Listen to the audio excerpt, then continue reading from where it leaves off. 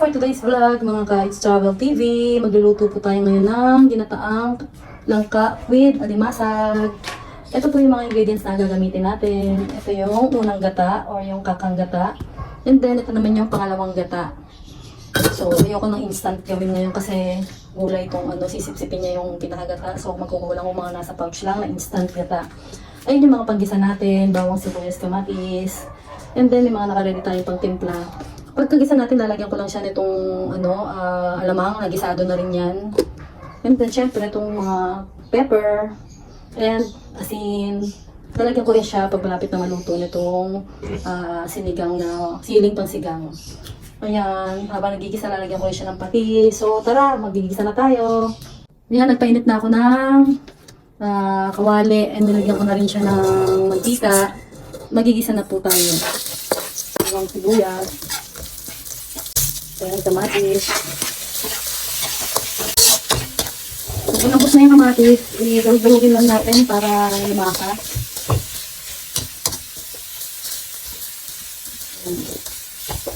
Ayan, pagdalog na yung kamatis, lagyan natin yung gisado na to. Inano ko lang, nakastak lang sa ref. Ayan. Napakasimple lang na ito kayo, nakakasarap. Ayan. And then, lagyan na natin itong, dinilis na namin itong langka na ito. Ang nakaslice na yung mga nilagay. Ayan lang natin. Ito yung pangalawang gata. Lagyan natin habang pinapadamit yung pinakagulay natin. Ayan, takpan na natin. Palalambutin muna natin yung pinakagulay. So, later na lang ulit. Ayan, medyo lumalambot na po yung pinakagulay natin o yung langka. Ayan, kakapin na rin yung pinakagata niya. Kaya yung pangalawang gata. So, kung pangalawang unang gata naman ang ilalagay natin. Ayan. And then, pakuluan po ulit natin. Takpan ulit po siya. And, haluin muna natin ng konti. Then, takpan po ulit natin at pakuluan. Ayan, i-check na natin kung makapin na yung pinakaratabang niya. Ayan, mas malamot naman yung pinakagulay natin. Lagyan natin ang patis, mga besh. Siguro sa, sa nilalagay ko para mas manilasa masisa.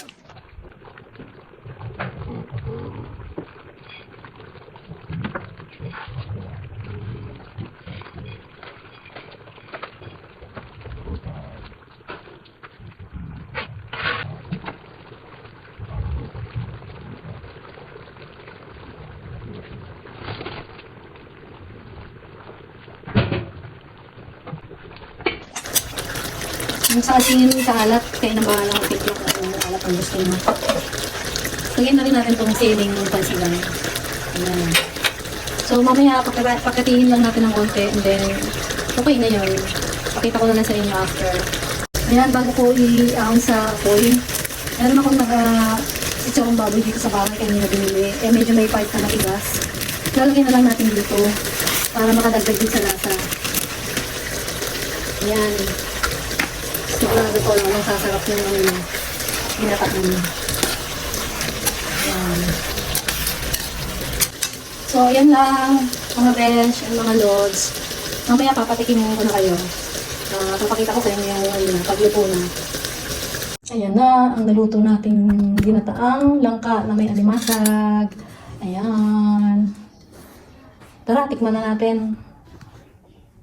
Ayan, titikman na natin itong niluto nating ginataang langka na may alimasag. Tara. Tikman natin. Yan.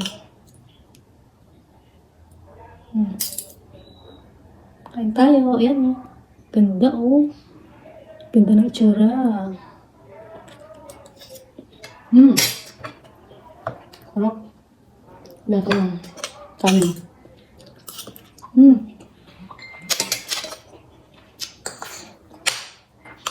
Hindi kasi ito tinipid sa gata. Kaya lasang-lasa yung pinakagata niya. Siyempre itong alimasag. Kabali naman, maraming laman. Sarap to, nakakamay. Mamaya nakakamayin ko na yan. Hmm.